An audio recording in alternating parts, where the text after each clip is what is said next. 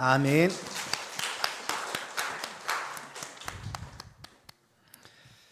우리 함께 인사 나누십시다. 하나님은 당신을 사랑하십니다.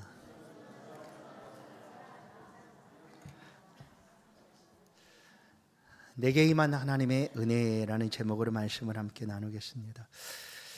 오늘도 예배하는 모든 성도들의 삶에 또 심령 속에 주의 은혜와 축복이 있기를 간절히 축원합니다. 수고하고 무거운 짐진 자들아 다 내게로 오라 내가 너희를 쉬게 하리라 주님이 말씀을 하셨습니다. 그 초청을 받아들이는 우리가 하나님 앞에 있는 이 시간 다시 한번 주의 심령이 우리의 심령 속에 주의 은혜가 넘치는 그런 귀한 시간 될 수 있기를 간절히 소원합니다. 사람은 무엇으로 사는가 이런 질문들을 해봅니다. 그에 대한 답들을 모두 다 가지고 있습니다. 다 나는 이것 때문에 살지. 인정, 또 가족, 친구, 또 삶의 모든 일들. 그러나 성도가 살아가는 분명한 것은 무엇으로 살까? 그것은 바로 하나님의 은혜인 줄로 믿습니다. 지금까지도 은혜로 살아왔고 앞으로도 하나님의 은혜로 살아갈 줄로 믿습니다. 은혜 아니면 나는 살 수 없습니다라는 고백이 오늘 예배하는 저와 여러분의 심령 속에 언제나 흐를 수 있기를 간절히 축원합니다. 우리의 삶에도 예수를 믿고 살아가지만 삶의 크고 작은 일들이 언제나 있습니다. 크고 작은 어려움들이죠. 질병이 찾아온다든지 여러 가지 상처가 우리의 마음에 생긴다든지 경제적인 어려움, 알 수 없는 불안감, 연약함들이 우리 가운데 끊임없이 찾아옵니다. 예수 믿어도 똑같습니다. 예수 믿어도 이런 어려움들은 사라지지 않고 여전히 다가오고 있습니다.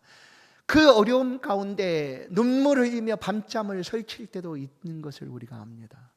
잠을 이루지 못한 채 고통 속에 밤을 지새우며 또 기도하며 하나님 어찌하여 이 어려움이 계속됩니까? 이 어려움을 거둬가 주옵소서, 속히 해결해 주옵소서라고 간절하게 부르짖고 있는 줄로 믿습니다. 오늘 본문의 말씀은 바로 이와 같은 삶에서 어떻게 하나님의 은혜 가운데 언제나 살아갈 수가 있을까? 바로 그 말씀이 오늘 본문 속에 담겨져 있습니다. 바울 사도는 자신의 육체에 가시가 있었습니다. 가시, 찌르는 것이죠. 여러분, 그 가시는 한 번으로 끝나지 않고 끊임없이 계속해서 가져오는 고통입니다. 그런 가시가 그에게 있었습니다. 그래서 그 가시를 인하여 밤잠을 설치며 기도하는 우리처럼 그도 기도합니다. 3번을 간절히 주께 기도했습니다. 이 가시가 해결되게 하옵소서, 가시를 고쳐주옵소서, 아니 가시를 해결해 주옵소서라고 기도했는데 드디어 하나님의 응답이 다가옵니다. 하나님의 응답이 이렇습니다. 내 은혜가, 하나님의 은혜가 너한테 족하다, 만족한다, 그러니 걱정하지 말아라 하는 거예요. 문제는 그대로 남아있는데 하나님 문제될 것이 없다라고 얘기하고 있어요. 그런데 놀랍게도 이것을 기도의 응답으로 바울은 듣습니다.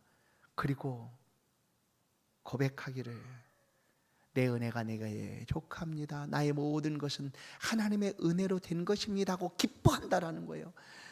여러분, 우리의 삶에 다가오는 그 많은 어려움들 속에서 우리도 이렇게 좀 살고 싶지 않는가? 우리도 이렇게 살아가고 싶습니다. 무슨 어려움이 있어도 내가 감당할 수 없는 힘듦이 다가와도 여전히 변함없이 하나님의 은혜 앞에 고백하는 그런 저와 여러분 되시기를 간절히 소원합니다. 나의 모든 것은 나 하나님의 은혜입니다 라는 고백이죠. 바울은 오늘 본문에서 우리 바울의 생애를 주목해 보면 바울 사도는 언제나 예수를 자랑하는 사람이었습니다. 나는 예수를 자랑하노라 하는 고백을 담고 살아갑니다. 고린도후서 10장 17절 자랑하는 자는 주 안에서 자랑할지니라 하는 고백이죠. 또한 언제나 예수를 닮기를 원했어요. 내가 어떻게 예수를 닮아갈 수가 있을까 하고 예수 닮기를 원했던 바울입니다. 고린도전서 11장 1절 내가 그리스도를 본받는 자 된 것 같이 너희도 나를 본받는 자가 되라. 예수 자랑하며 예수를 본받는 것이 바울 사도의 삶의 목표였습니다. 하나님도 우리의 삶을 이렇게 이끌어 가십니다. 예수 닮은 삶으로 완성해 가기 위하여 매일매일 우리를 다듬으시고 우리를 만들어 가시고 갖고 가십니다. 그리고 마침내 하나님의 아들 예수 그리스도의 모습처럼 영화롭고 성화로운 모습으로 하나님을 만나게 하신다. 하나님께서 갖고 가시는 거죠, 우리를. 바울 사도 역시 그렇게 하나님 앞에 서기를 원했습니다. 그래서 그의 삶의 고백들을 보면 로마서 14장 8절을 보면 이런 고백이 있습니다. 우리가 살아도 주를 위하여 살고 죽어도 주를 위하여 죽나니 그러므로 사나 죽으나 우리가 주의 것이다. 나는 살든지 죽든지 주의 것이다. 고린도서에 또 보면 나는 하나님의 영광을 위하여 살아간다라는 그런 고백을 끊임없이 바울은 하고 있습니다. 그리고 내 안에 예수 그리스도의 그 고난의 흔적이 있다 하며 그 삶을 살아갑니다. 그 바울 사도가 오늘 딱 한 번, 오늘 고린도전서 12장에서 자신을 자랑합니다. 놀라운 일이죠.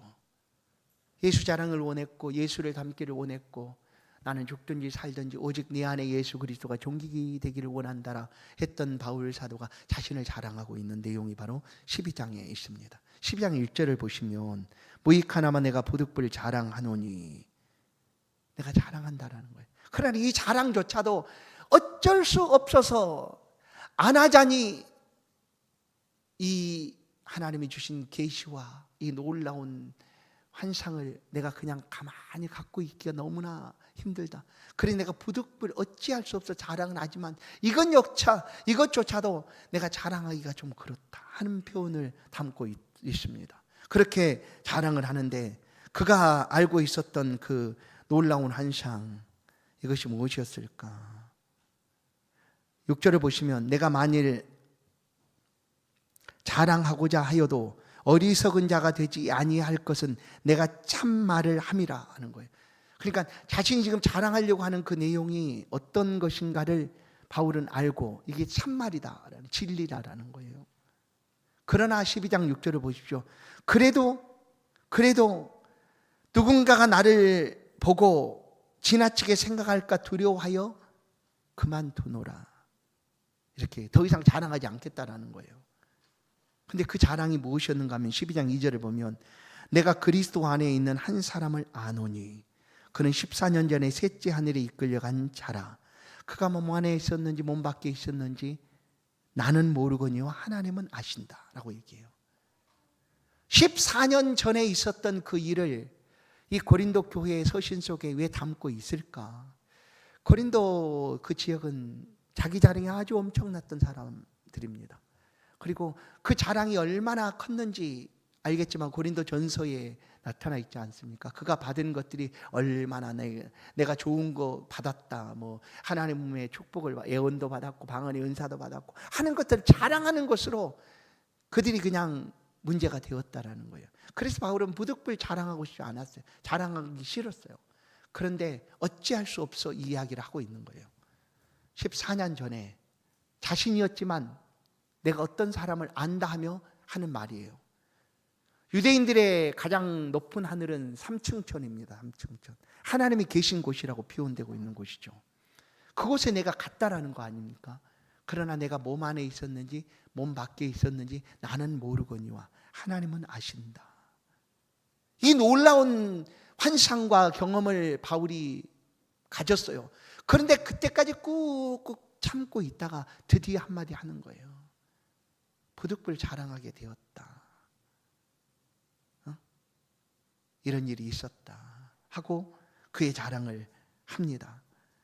그러나 바울은 평생을 이방인의 사도로 부름을 받았습니다. 부름 받을 때부터 이방인들을 위한 사역을 위하여 하나님이 따로 세워서 부르신 사람이 바로 바울 사도입니다. 그래서 일평생 아시아, 소아시아 지역 그리고 마케도니아 그 지역을 끊임없이 다니며 한 곳에 머무르지 않고 복음을 전했던 사람이 이 바울입니다.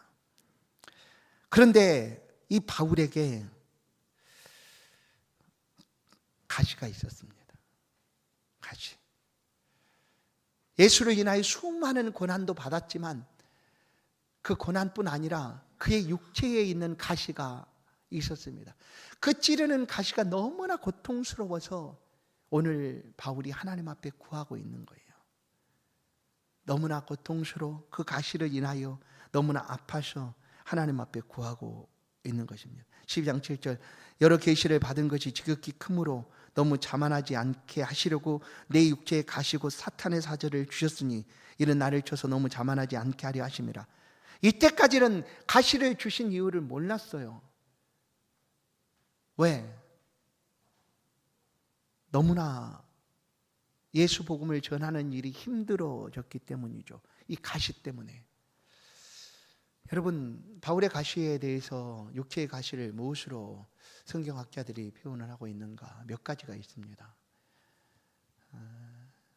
그것은 이제 말이 어눌했다라는 거예요. 말이 어눌했고, 또한 눈이 잘 보이지 않았고, 또 갑자기 쓰러지는 그런 거품을 물고 쓰러지는 간질이라는 그런 질병이 그의 가시가 아니었을까라는 그런 이야기들을 합니다. 그러나 이 모든 것들이 그의 삶의 가시가 되어 다가왔으니 얼마나 고통 속에서 부리짖었겠습니까? 여러분, 중세 때 이렇게 성화들을 그린 성화를 보면 이 바울 사도의 모습을 그려놓은 그림이 있습니다. 그러나 볼품이 없어요. 이렇게 정말 멋지게 막 생긴 그런 사람이 아니었다라는 거예요. 그런 것도 어찌 보면 가시처럼 다가왔을지 몰라요. 그러지 않겠습니까? 복음을 전해야 되는 사람이에요. 그런데 예수 복음을 전하고 있는데 갑자기 그냥 그 자리에 쓰러져 버립니다. 그럼 얘기할 거 아니에요. 야, 그런 많은 능력이 있는 사도라면서 당신의 병이라 좀 고치지 하면서 그냥 비웃을 것 아니겠습니까? 여러분, 오늘 우리가 예수를 믿고 살아가는 삶에 하나님이 살아계시기에 그 믿음을 가지고 살아가는데 사람들은 그렇게 생각하죠. 야, 하나님이 저 사람에게 복 주실 거야, 축복하실 거야. 근데 왜 저 사람의 삶은 저러냐? 왜 질병으로 고통하고 아파하느냐? 그렇게 할 때 우리가 대답할 말이 없다고 우리는 생각합니다. 그리고 이것 때문에 고백하죠. 하나님, 빨리 속히 고쳐주십시오. 제발 고쳐주십시오.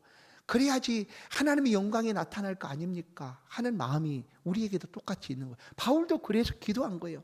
아주 3번씩이나 완전하게 기도. 이 3번을 기도했다는 것은 딱 3번을 기도했다는 게 아니에요.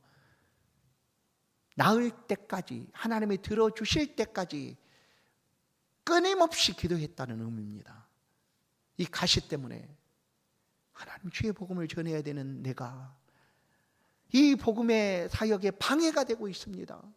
그러니 제발 도와주십시오. 고쳐주십시오. 하고 그렇게 간절하게 구한 거예요. 그런데 그 기도를 하나님이 들어주셨어요. 들어주셨는데 오늘 우리가 잘 새겨야 될 말씀입니다. 하나님이 하신 말씀이 내 은혜가 너한테 족하다. 더 이상 필요치가 않다. 다른 것이 할 만큼 그런 표현이죠. 완전하다라는 거 아니에요. 족하다라는 것은. 그렇게만 얘기하는 거예요. 여전히 바울에게는 가시가 있어요. 육체의 가시가 있어서 지금도 여전히 고통 속에 있는데 하나님이 하시는 말씀이 내 은혜가 너한테 족하다 하는 거예요. 그럼 우리 같으면 어떻게 할까요? 여러분 같으면 어떻게 하시겠습니까? 여러분이 드리는 기도가 이렇게 간절하게 있는데 하나님이 그 문제는 그대로 놔두시고 야 됐어. 염려하지 마. 너 은혜가 좋게. 문제 없어. 이렇게 하면 아유 하나님 땡큐 감사합니다. 아유 이렇게 나를 하나님 사랑하시고 여전히 내 문제를 그냥 두셨군요. 뭐 이렇게 할까요? 아니죠. 이럴 수 있습니까? 다른 사람의 기도는 다 들어주는데 왜 내 기도는 안 들어주십니까? 하고 원망하고 불평할 수 있어요 우리가. 근데 원망 불평은 하지 않는다 할지라도 이렇게까지 할 수 있을까? 바울은 이 응답을 듣고 오늘 본문의 말씀을 보십시오. 뭐 합니까? 오늘 6절을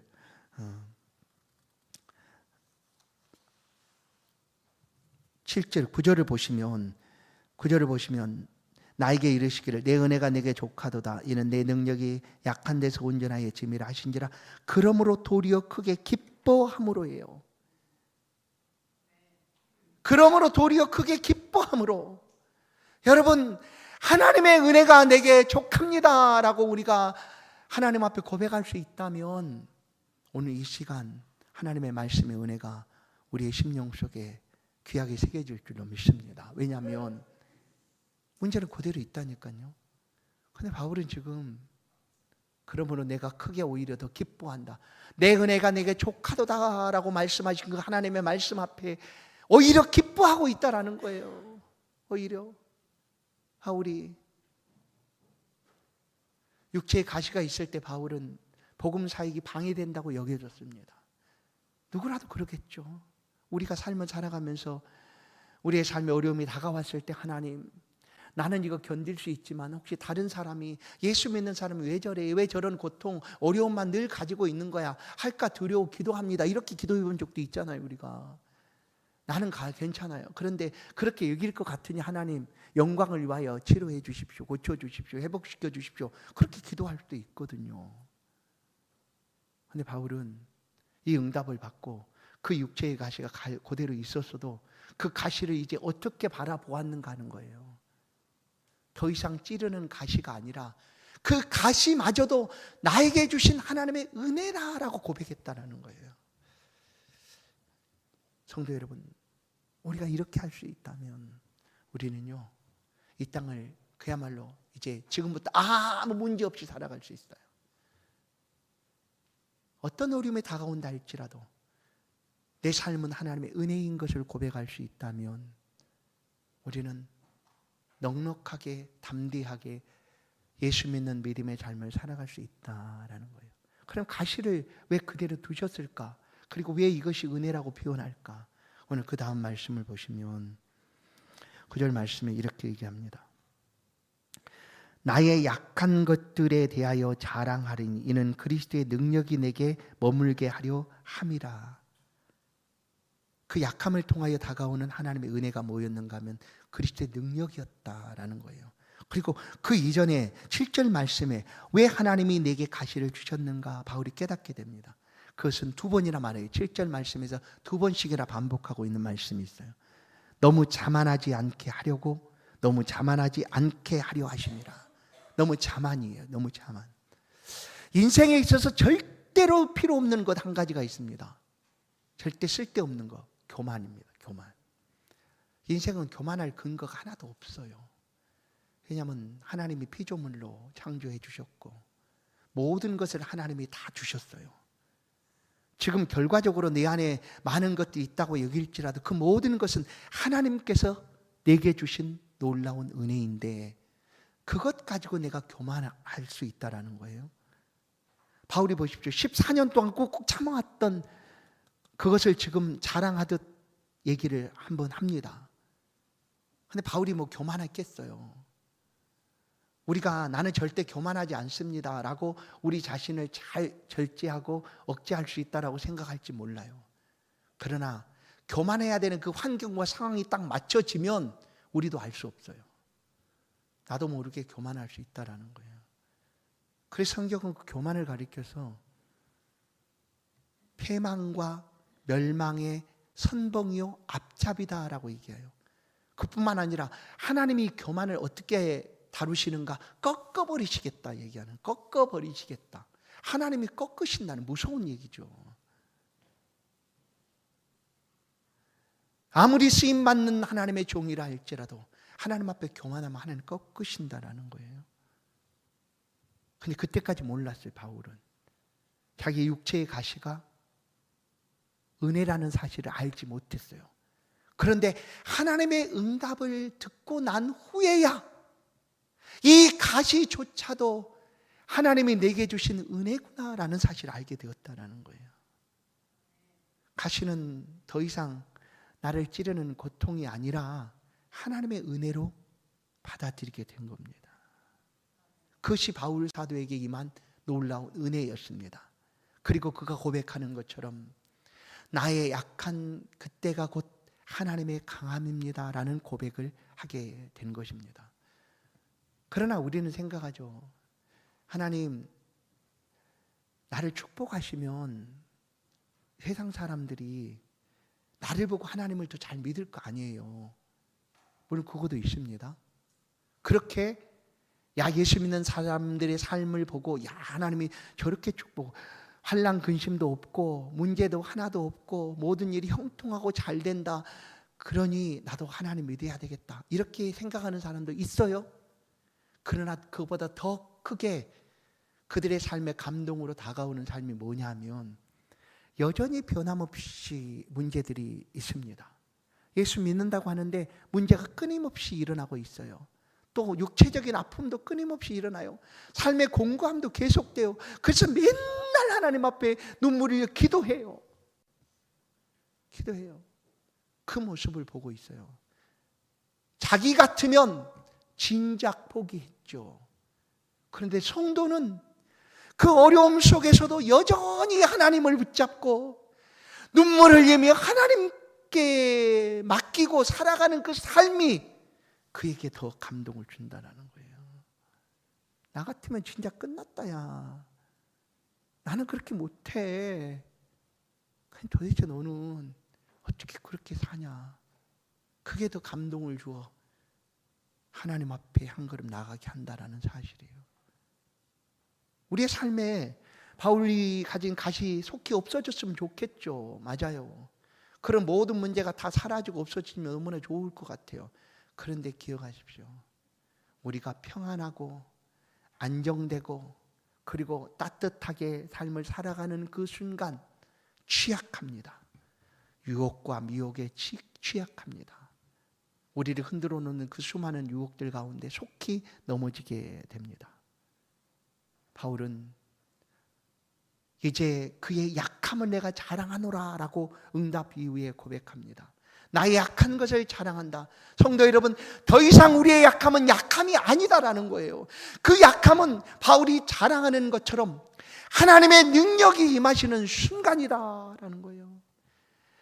그리스도의 능력이 거하는 처소다. 그리스도의 능력이 담겨진 그릇이다라는 것으로 깨닫게 된 것입니다. 성도 여러분, 우리의 약함도 마찬가지예요. 우리가 매일 눈물을 흘리며 하나님 언제 이 어려움이 지나갈까요? 하고 고백하며 구하는 그 모든 것들은 하나님이 일하시는 놀라운 시간이다라는 것을 오늘 말씀을 통하여 들려줍니다. 사랑하는 성도 여러분, 바울은 자신에게 임한 그 은혜, 나된 것은 모든 것이 하나님의 은혜입니다라고 고린도전서 15장에서도 고백하듯 오늘 우리의 삶에 임한 하나님의 은혜를 다시 한번 기억하십시다. 내게도 이런 은혜가 끊임없이 이어지고 있다는 사실을 기억하십시다. 하나님이 이미 우리 가운데 주신 엄청난 은혜가 있습니다. 예수 믿는 주의 백성들에게 주신 엄청난 은혜, 그 어떤 것으로도 비교할 수 없는 은혜. 그것이 바로 무슨 은혜? 구원의 은혜 아닙니까? 영생의 은혜 아닙니까? 하나님 우리를 절대로 버리지 아니하시고 영원토록 붙들고 계시는 그 은혜, 영생의 구원의 은혜가 있습니다. 그리고 지금 또 다가오는 그 어려움과 가시 속에서 우리는 이 은혜를 끊임없이 사모해야 합니다. 그 은혜가 크든지 작든지 하나님이 주신 은혜를 우리는 고백해야 합니다. 왜냐하면 우리가 무엇으로 사는가? 하나님의 은혜로 살아가는 사람이기 때문입니다. 마태복음 15장에 이렇게 삶을 살아갔던 한 사람을 소개합니다. 그는 이방 여인이었습니다. 예수님이 두로와 시돈으로 지나가시고 있을 그때 그 지역 이방 지역이 있으니까 이방 여인 가나안 여인이 예수님께 찾아와 간청합니다. 나를 좀 불쌍히 보십시오. 내 딸이 흉악한 귀신이 들렸습니다. 그러니 내게 좀 은혜를 베풀어 주셔서 내 딸을 고쳐주십시오라고 얘기합니다. 그 예수님이 그 여인의 이야기를 들었습니다. 근데 예수님께서 그에게 말합니다. 나는 이스라엘 외의 사람에게 보냄을 받지 않았다. 자녀의 떡을 취하여 개들에게 주는 것이 마땅하지 않다라는 것으로 응답을 하는 거예요. 여러분, 저희가 오늘 누군가가 상담을 요청하고 왔는데 아유 목사님 좀 이런 어려움이 있는데 좀 어떻게 할까요? 하는데 내가 이렇게 얘기를 한번 한다고 하십시다. 아, 무슨 소리예요? 당신은 예수 믿는 사람도 아니고 우리 성도들의 그 귀한 것을 당신한테 줄 수도 없고, 그러니 그냥 안 된다 라고 하면 그 사람이 다시는 교회를 오지 않겠다 하고 아마 떠날 때는 저주하며 떠날지도 몰라요. 그 정도로 심각한 얘기를 누가 하시는 거예요? 예수님이 하셨어요. 그런데 여인은 은혜를 구하는 사람이었어요. 주님의 그 은혜가 크든지 작든지 그 은혜로 나는 삽니다, 내 딸은 고침받을 수 있습니다 하는 마음을 갖고 그 앞에서 또 엎드립니다. 바울이 내 은혜가 내게 족하도다 라고 말할 그때에 그러므로 내가 더욱 크게 기뻐하였던 것처럼 이 여인이 예수님 앞에서 자녀의 떡을 취하여 개들에게 주는 것이 마땅하지 않다라고 하는 그 순간, 옳습니다, 맞습니다, 맞아요 예수님, 그러나 부스러기는 개들도 먹지 않습니까? 얘기하는 거예요. 부스러기 빵 부스러기, 자녀가 먹다가 흘린 그 흘린 것, 나는 그거로도 족합니다 하는 거예요. 그것이 하나님이 주신 은혜라면 나는 그것으로 넉넉히 살아갈 수 있습니다. 그러니 괜찮습니다. 어떻게 됐을까요? 이 여인의 딸이 고침을 받았어요. 여러분, 우리 가운데 이미 큰 은혜가 이미 주어졌어요. 구원의 은혜가 주어졌죠. 그런데 그 은혜를 가지고 살아가는 동안 우리의 삶에 바울의 육체의 가시처럼 다가오는 어려움들이 계속 있습니다. 그럴 때 주님, 나는 은혜로 살아가는 사람입니다, 이 어려움이 하나님의 은혜가 임하는 순간인 것을 내가 믿습니다 하고 믿음 안에서 신실하게 하나님을 바라보며 살아가면 그 삶이 은혜의 삶이다라는 거죠. 사랑하는 성도 여러분, 오늘 우리를 향한 하나님의 은혜는 계속되고 있습니다. 그 은혜를 계속 누리며 살기를 원하신다면 구하십시오. 하나님, 나는 부스러기 은혜라도 좋으니 내게 그 은혜를 베풀어 주옵소서. 바울이 도리어 크게 기뻐한 것처럼 우리도 그 은혜 앞에 설 수 있기를 간절히 소원합니다. 고린도후서 4장 15절 말씀을 봅니다. 이는 모든 것이 너희를 위함이니 많은 사람이 감사로 말미암아 은혜가 더하여 넘쳐서 하나님께 영광을 돌리게 하려 함이라. 이 말씀이 어떻게 주어졌는가를 다시 보겠습니다. 이는 모든 것이 너희를 위함이니 많은 사람의 감사로 말미암아 은혜가 더하여 넘쳐서 하나님께 영광을 돌리게 하려 함이라. 고린도후서 4장이에요. 4장 8절을 보면 우리가 사방으로 우겨쌈을 당하여도 쌓이지 아니하며 답답한 일을 당하여도 낙심하지 아니하며 박해를 받아도 버림받지 아니하며 거꾸로 뜨림을 당하여도 망하지 아니하고 우리가 항상 예수 죽음을 몸에 짊어짐은 예수의 생명이 또한 우리 몸에 나타나게 하려 함이라. 뭐예요? 여전히 변함없이 어려움이 계속되고 있어도 흔들림 없이 이 삶을 살아가고 있는 것은 뭡니까? 이제 15절 다시 봅니다. 많은 사람의 감사로 말미암아 은혜가 더욱 넘쳐서, 이런 중에도 하나님의 은혜가 더욱 넘친다라는 거예요. 누구에게? 그와 같은 삶을 살아가고 있는 성도의 삶에 더욱 넘쳐서 그로 말미암아 하나님 앞에 영광을 돌리게 된다라는 거예요. 육체의 가시가 사라지는 것도 필요하죠. 그럼 더 좋을 것 같아 여겨집니다. 그러나 그 가시가 여전히 있을 수도 있어요. 그럴 때도 하나님의 은혜는 계속되고 있습니다. 그 약한 자리에 그리스도의 능력이 임하고 있다라는 사실을 기억하시기를 바랍니다. 오늘 바울 사도는 우리 가운데 들려줍니다. 하나님은 약함을 통하여 일하시는 분이시다. 그리고 그리스도의 능력은 우리의 약함에 머물러 있다라고 말씀해 줍니다. 이 말씀을 붙들고 살아가는 성도 여러분, 살아가는 모든 삶의 초소에 또다시 약함이, 어려움들이, 가시가, 고통이 다가올 수 있습니다. 그 순간을 기억하십시오. 그 순간이 하나님이 일하실 시간인 줄로 믿습니다. 하나님의 능력이 가장 잘 드러나는 순간일 줄로 믿습니다. 그것을 믿는다면 그 어려움의 순간에도 여전히 우리는 흔들림 없이 하나님을 향한 신뢰를 놓치지 않고 믿음의 삶을 살아가는 것입니다. 오늘 이런 삶이 우리 신앙생활 될 수 있기를 간절히 축원합니다. 이 말씀을 붙들고 살아가는 성도들의 앞길에 끊임없이 하나님의 은혜가 임할 수 있기를 간절히 축원합니다. 하나님 감사합니다. 이 말씀을 듣습니다. 우리 어려움을 모르시는 것이 아니라 너무나 잘 아시기에 그 순간 하나님이 일하시는 줄로 믿습니다. 능력을 베풀어 주시는 주여, 고통스럽게 다가오는 많은 어려움들, 약함들, 연약함들, 하나님 내 은혜가 내게 족하도다라는 말씀을 듣고 기뻐하였던 것처럼 우리도 그 어려움 속에 이 모든 것이 하나님의 은혜입니다 고백하며 기뻐할 수 있도록 우리의 마음과 심령을, 우리의 믿음을 든든하게 지켜 주옵소서. 주의 백성들 살아가는 모든 앞길을 하나님의 은혜로 지켜 주옵소서. 예수 그리스도의 이름으로 기도하옵나이다. 아멘. 이 시간은 귀한 예물을 드리는 시간입니다. 우리 박미숙 권사님 특별 찬송